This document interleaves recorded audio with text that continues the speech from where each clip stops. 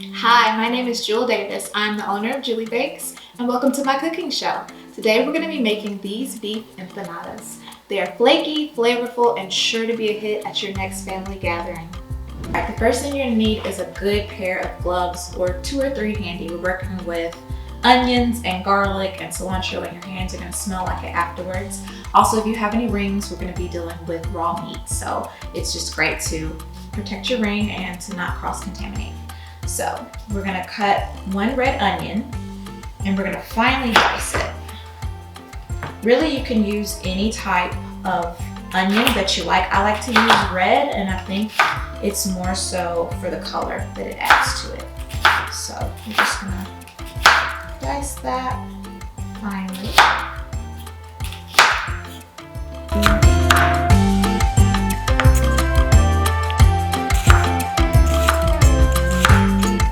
Next, you're gonna need a yellow bell pepper, and what you're gonna do is just kind of cut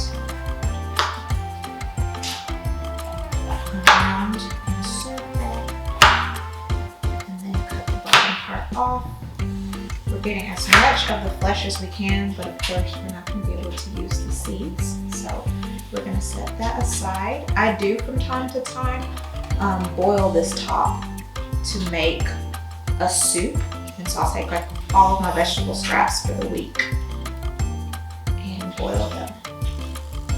All right, so I'm turning all of my guys over, and you're going to cut it and try not to cut yourself. It's a little silly, but you're going to cut it the same way that you did the onion. It doesn't necessarily need to be super finely diced, but just one. Smaller pieces.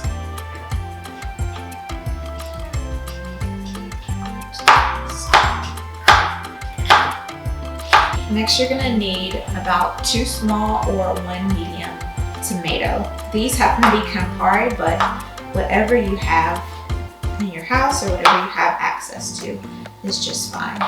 So I like to slice them like this, and then I like to dice them this way. And again, it doesn't need to be perfect. You just want them to be in finer pieces. Once we cook this down, this tomato is pretty much going to dissolve. So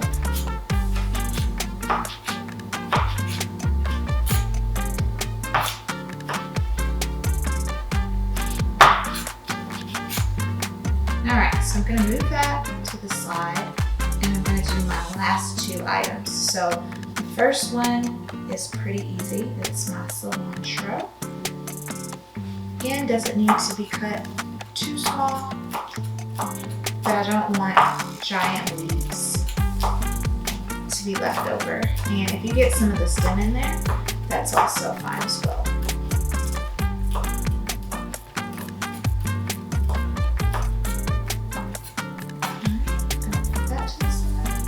And then last but not least, I have 3 cloves of garlic. And with garlic, we usually do mince it, but these also tend to cook down.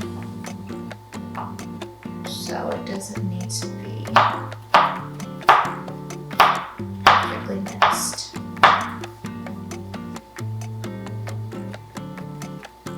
And in fact, most of the time, if I'm making something that's like a stew, I simply slice my garlic. I don't mince it. In this case, we're gonna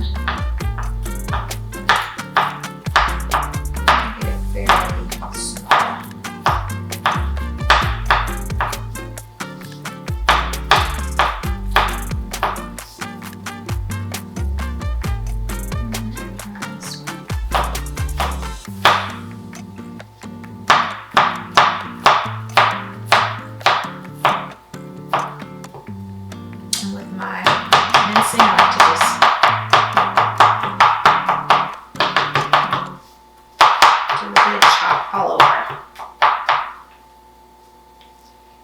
Alright, and that is all of our vegetables. So now you're going to move on to your dough. You want to grab your apron because it can get a little dusty, but you're gonna need 3 cups of all-purpose flour or 375 grams if you're weighing it. Then you're also going to need some cold salted butter. So I have cubed this up. You're going to need a half a teaspoon of salt, a half a teaspoon of achiote powder. If you can't find achiote powder, then you can use just regular paprika. And then I've got 2 tablespoons of vegetable-based shortening, 1 egg, and then half a teaspoon of turmeric powder. And then for baking powder, we're going to use 1 teaspoon. So the first thing we're going to do are all of our dry ingredients. So I can do my turmeric, throw that in, my achiote powder, my salt, and then I still have to measure out my baking powder.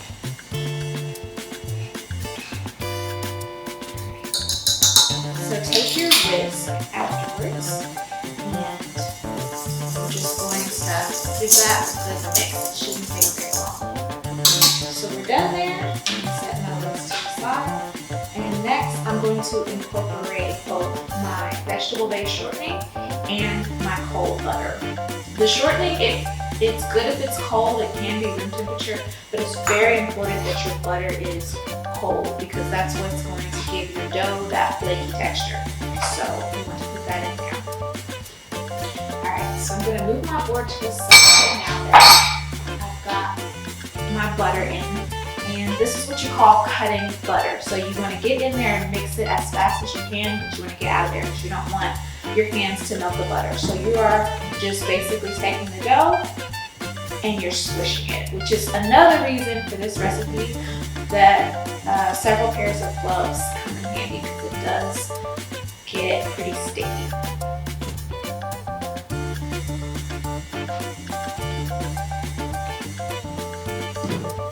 So your dough should start to get crumbly, but again, you're not wanting to melt your dough. You're wanting to just make sure that all of the shortening and the butter is nicely incorporated. And so we've got a crumbly texture going on here. And make sure there's no more lumps. Alright. So the next thing I'm going to do is mix my dough. I've got my egg in there. Just allowing it to mix on slow speed with my dough hook. And once that comes together, I have 3/4 of a cup of milk that I'm going to slowly pour into here. And it's going to create a dough. It shouldn't be crumbly, but it also shouldn't be loose and sticky. It'll have the texture of Play-Doh.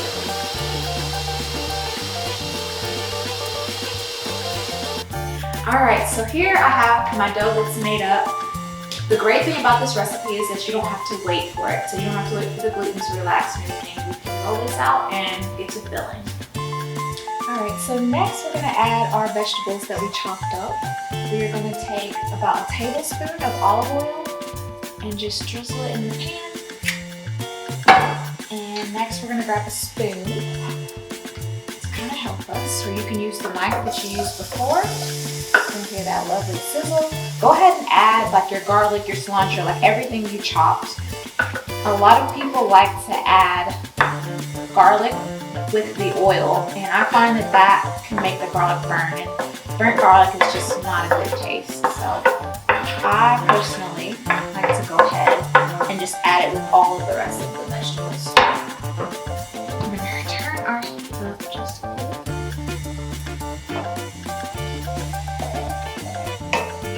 Nice sizzle going.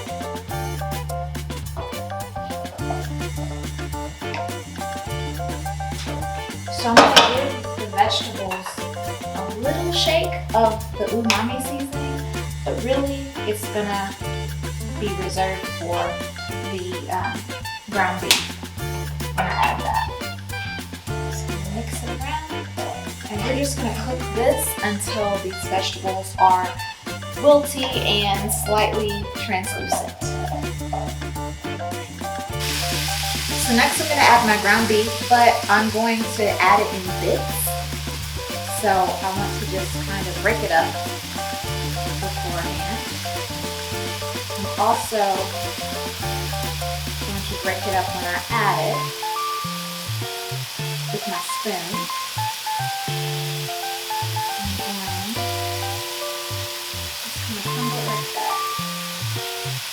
I'm going to get my heat turned down just a bit, and I'm going to chop my mixture up.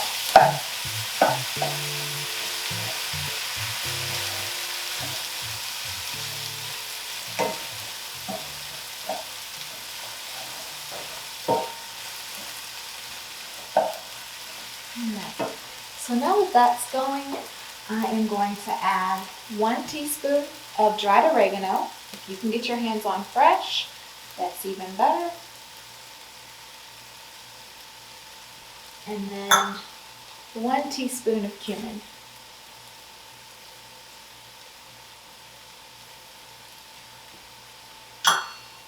And then last but not least, I'm going to do about a tablespoon of the Jewelie Bakes OOH Mami seasoning. I'm actually going to use the pour nozzle of it.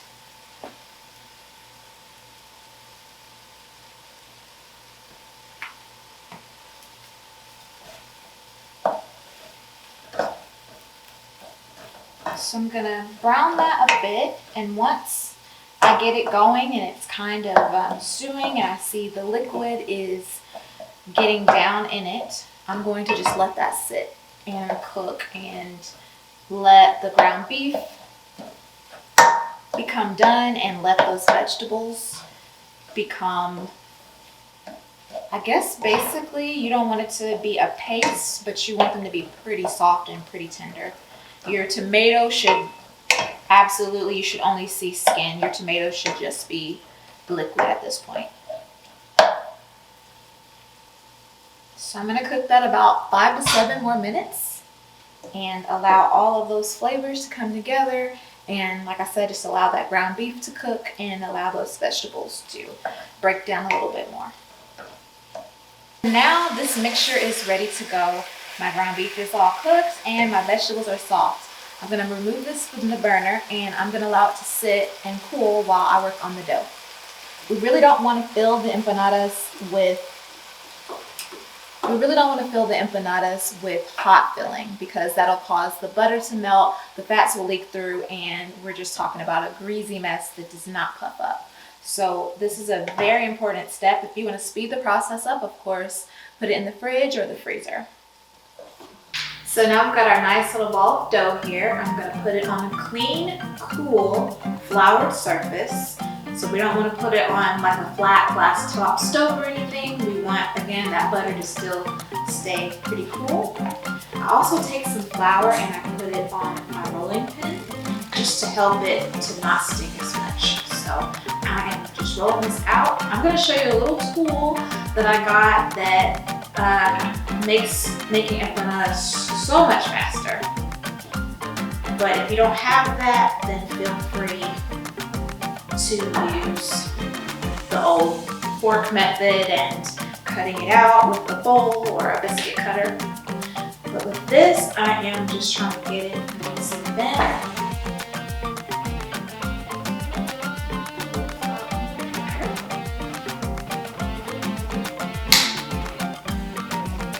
You want this to be pretty thin because when you're frying them, we are just cooking that dough. Your filling is already done, of course, so we're just heating that through. And if it's thick, when you take it out, the outside's gonna look really nice and brown and pretty, but the inside is just gonna be dough. So we don't want that. So just continue to roll that out. So this is about, I'd say, less than 1/8 of an inch. So here's my little tool. So this is a little, they call it a dumpling press, I guess you could say. and it's going to help to press out the empanadas. So I take and clip that together, and I'm just, so then I have my little circle. So I just squeeze out, cut out several little circles, and you're gonna roll that again, so don't worry if it's just a little on the thicker side.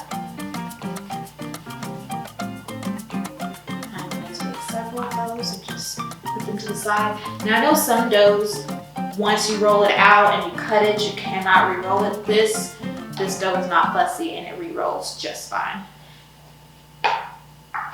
And if it's not a perfect circle because you got kind of to the edge, kind of like this guy, this will take care of all of that.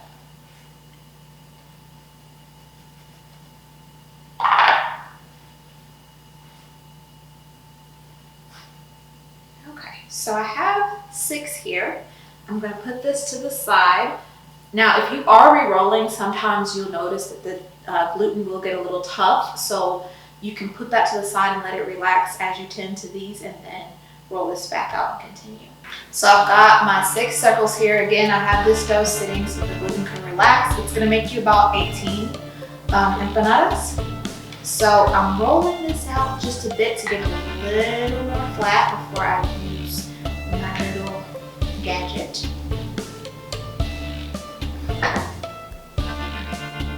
So some of the flour off. I am going to set this piece of dough down into the empanada press. I have this, which is like a small cookie dough scoop. I'm going to add about 2 of these, and you want to make sure that you leave that 1/4 to 1/2 inch border. I'm dipping my finger into just a little bit of water to seal it. You don't need a lot. I am folding this over. And now I'm gonna press it, and I'm gonna allow my little empanada press to do its thing. So you'll see here, you've got some dough overlap. What I do is I simply take that and scrape that off and set it to the side. And when you open it up, you want to be a little careful, but this is what you'll have. So it's already pressed. I'm going to do the fork, I'm going to do the fancy finger work. This is what you'll have. So I'm going to do the rest of these, and then we're going to get to frying.